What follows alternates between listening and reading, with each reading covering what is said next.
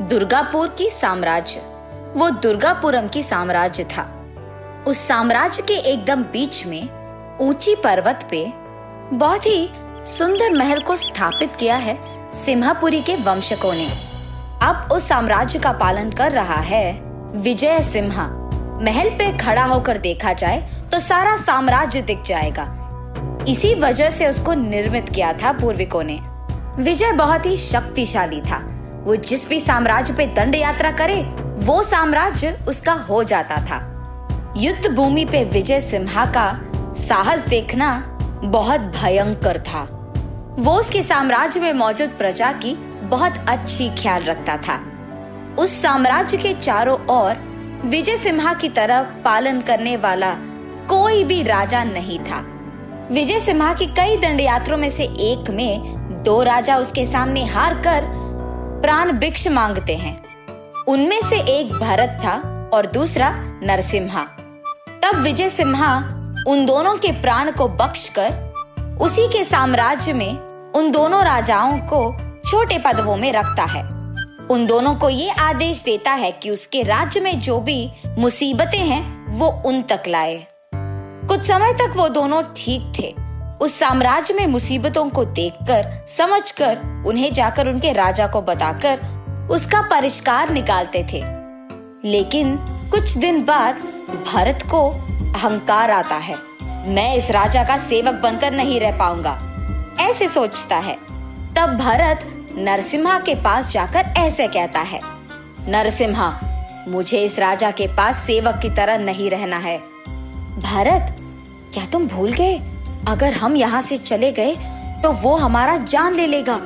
अगर हमें यहाँ से जाना है तो कुछ गलती करना है, राजा को क्रोधित करने वाले काम करना होगा। तो फिर क्या करे भरता, तुम ही बताओ। मुझे एक उपाय सूझा है नरसिम्हा। ऐसे नरसिम्हा को उसका उपाय बताता है भरत।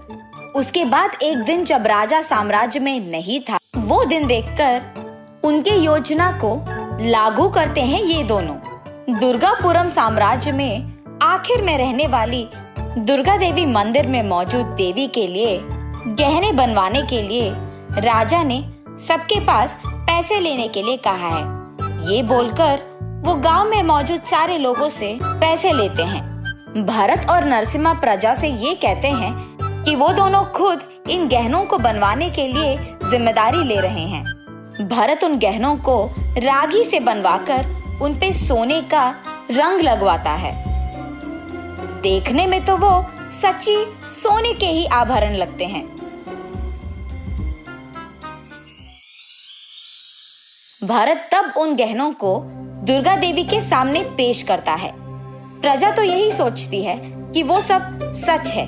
भरत और नरसिम्हा की योजना ये थी कि वो सारी प्रजा से ये कहे कि उनके राजा ने सोने का गहने बनवाने के लिए पैसे लेकर रागी से गहने बनवाता है। इसी कारण वो ये प्रजा से कहलाना चाहते हैं कि उनकी राजा ने उनको धोखा दिया है। और ये भी कि बहुत पहले से बहुत बार राजा यही करते आए हैं। प्रजा की संपदा का वो मजा ले रहे हैं, ये कहलवाना चाहते हैं। इनके बुरे विचार तो ये थे कि प्रजा में राजा के खिलाफ जहर भरे।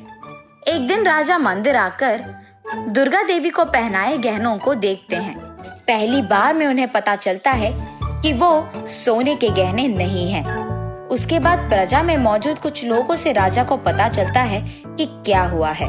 सच जाने के बाद राजा भरत और नरसिम्हा को बुलवाकर साम्राज्य के एकदम बीच में उन दोनों को पेड़ पे रस्सी से बांधकर उन दोनों के धोखे को प्रजा के सामने बाहर लाते हैं।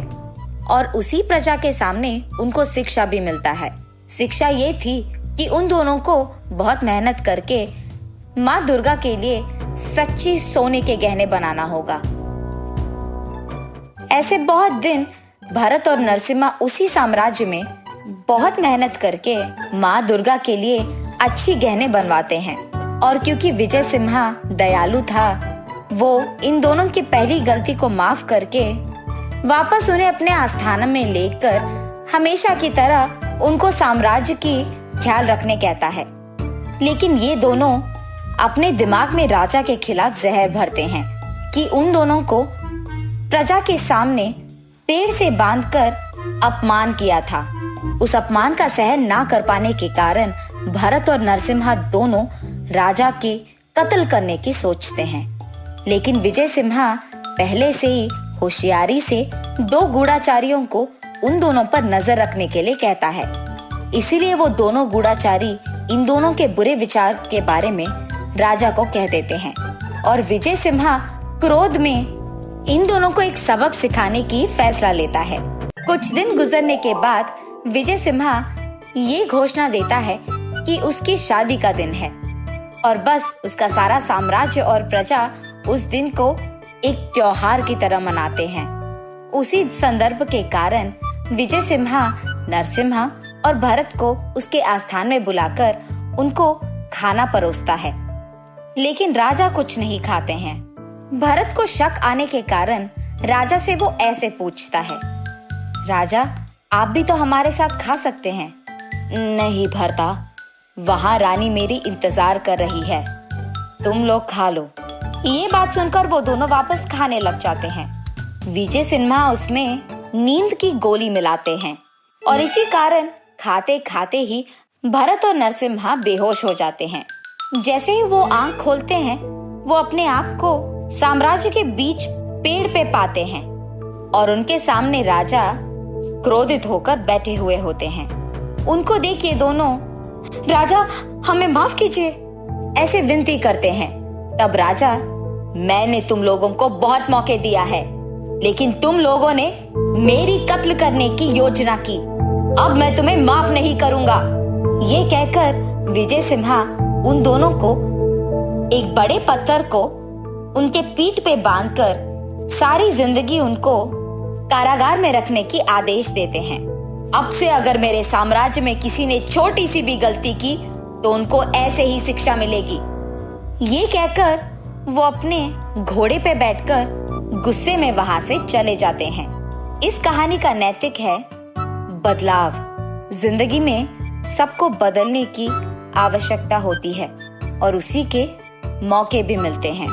अगर हम तब भी नहीं बदले तो कहानी खत्म हो जाती है। इस कहानी में भरत और नरसिम्हा को एक मौका प्राणभिक्षा के रूप में मिलती है, लेकिन उन्होंने उस मौके का फायदा उठाया, इसीलिए अंत में उन्हें शिक्षा ही मिली है।